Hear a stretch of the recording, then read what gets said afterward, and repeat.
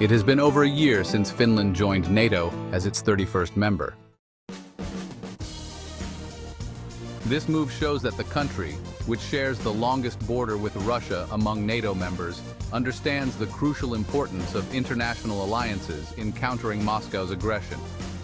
However, the West must think long-term about how to prevent Russia from regrouping after the war in Ukraine and striking elsewhere.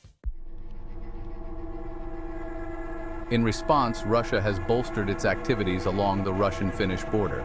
This includes absorbing the Northern Fleet into the Leningrad military district and deploying new military units in the north. Furthermore, in September 2024, it was revealed that the Rusik Sabotage and Assault Reconnaissance Group, a Russian neo-Nazi military organization known for committing war crimes in Ukraine since 2014, would guard the border alongside the FSB. Despite this, Helsinki has reasons to be skeptical about an immediate threat from Moscow, as the Kremlin's forces have been significantly weakened by the war in Ukraine. Satellite imagery shows that Russian military bases near the Finnish border are practically empty, with most troops deployed to Ukraine.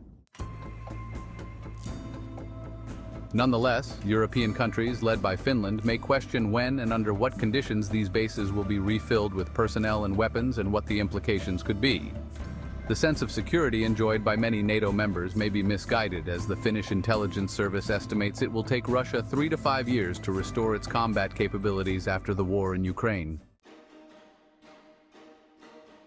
Negotiations are underway to determine the deployment of NATO's forward land forces in Finland, with Sweden discussing the possibility of sending troops to protect Finnish Lapland. Finland has also agreed to open 15 of its military facilities for potential use by U.S. forces. While Finnish leaders have reacted to Moscow's threats with restraint, the risk of Russian aggression remains high.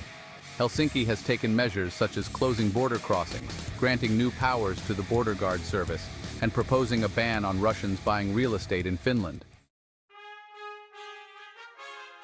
However, it is clear that as long as Ukraine continues to fight against Russian aggression, peace will prevail in the EU.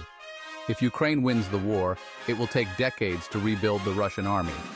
If the war is frozen, the Kremlin will be able to recover its losses in the coming years, potentially destabilizing Europe.